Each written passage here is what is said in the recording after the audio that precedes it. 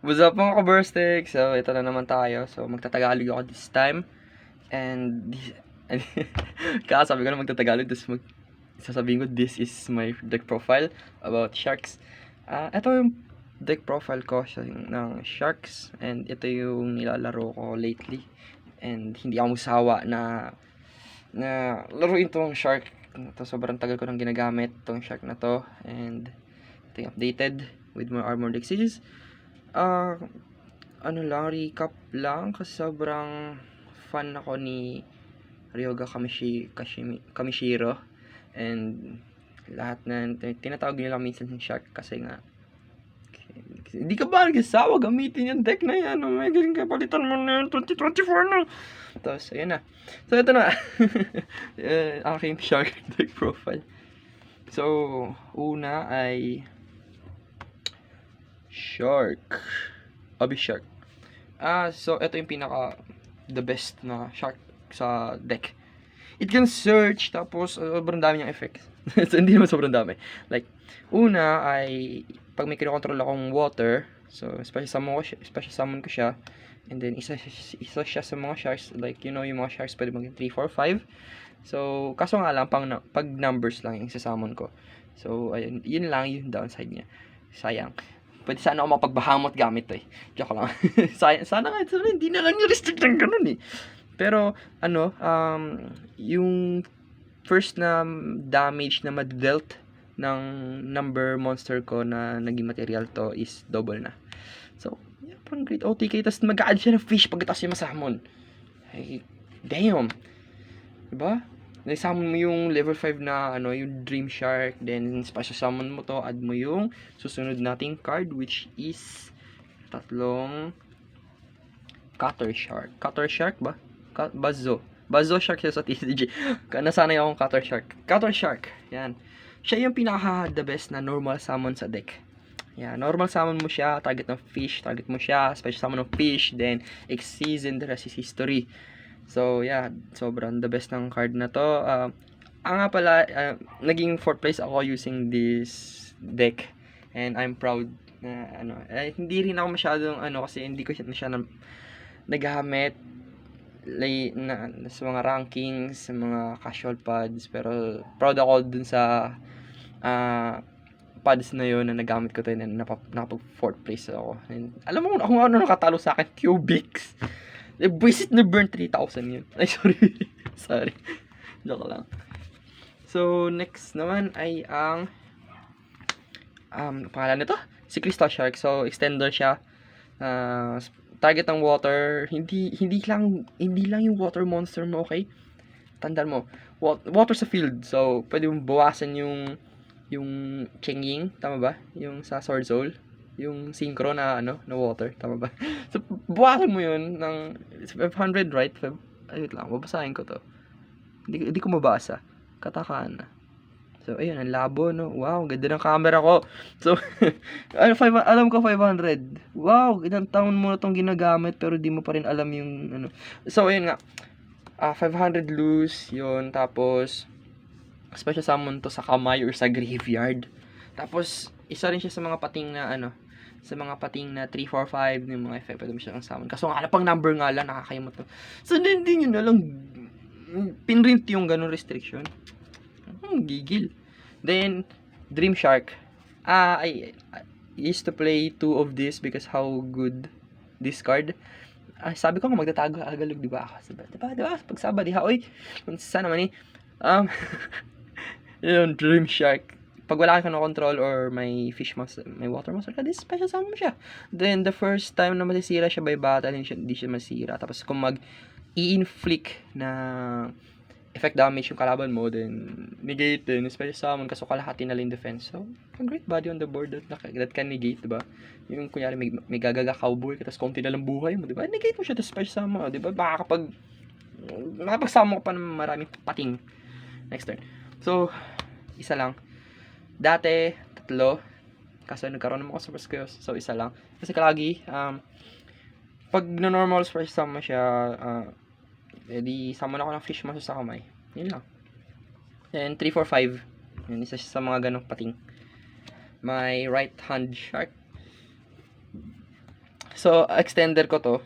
Ako na rin, manibiro ako, ganun. Tapos may pa isa extender sa kamay. Pag wala akong control ng monster, special summon ko to. Tapos special summon ko yung extender ko sa kamay, then magkakaragen na lang ako.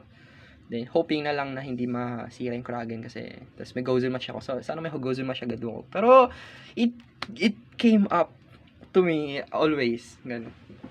Yeah, sobrang helpful ng card na to, right hand check. Then, yung yung pating or yung water na Xyz na material to ay hindi na de-destroy by battle. Yeah, that's good.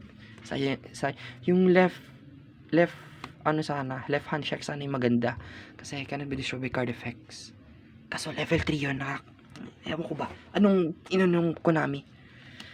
Tapos, Xyz Romemora, the best.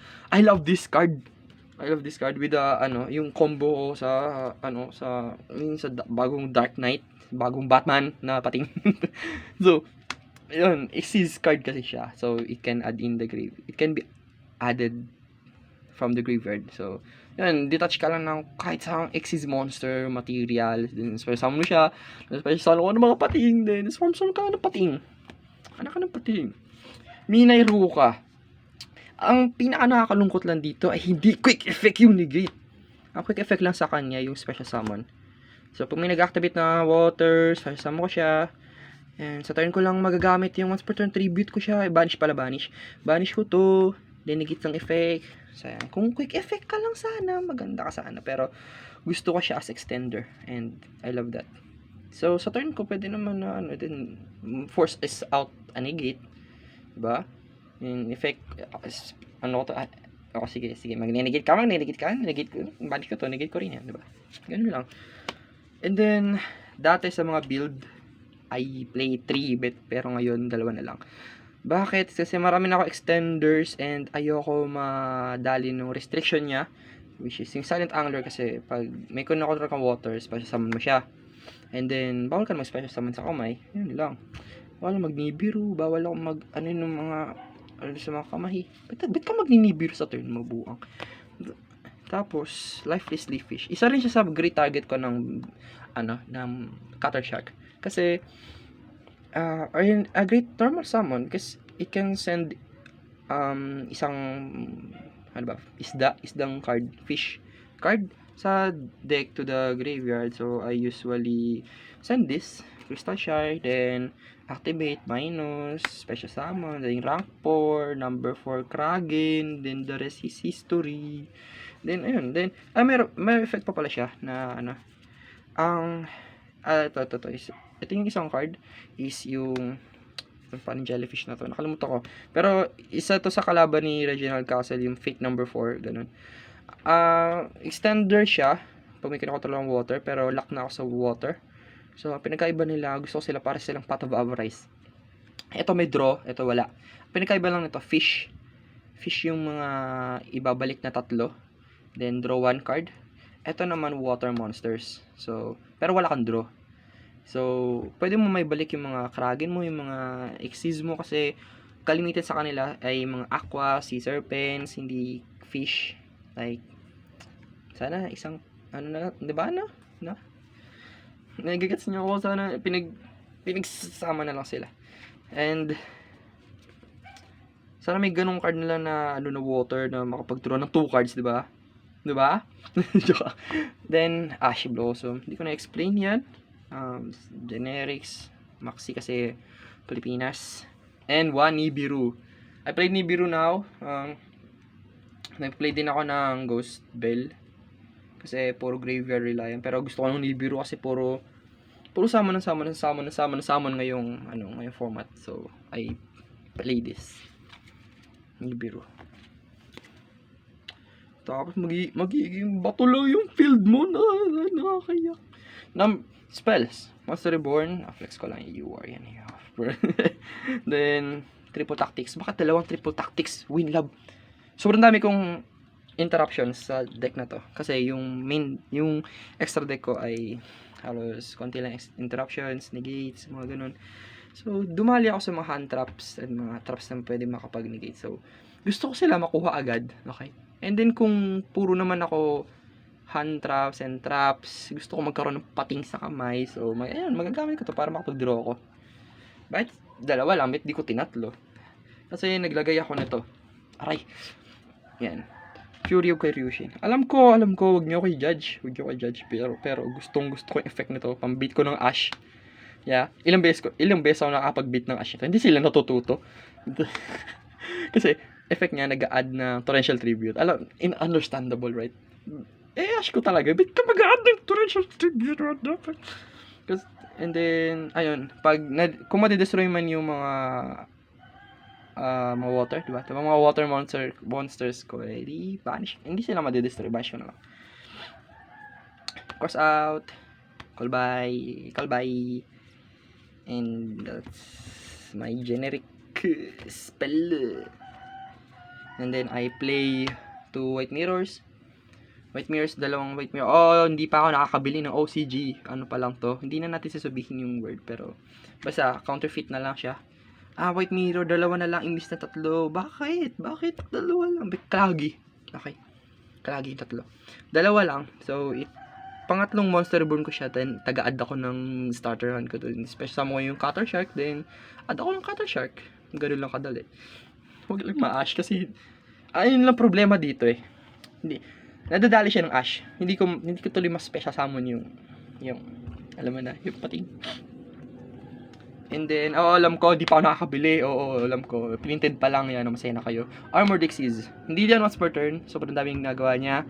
Tagad ang isang Xyz monster sa graveyard, equip sa Xyz monster mo. Then, pag na-equip na yun, magiging same sila ng attack, defense.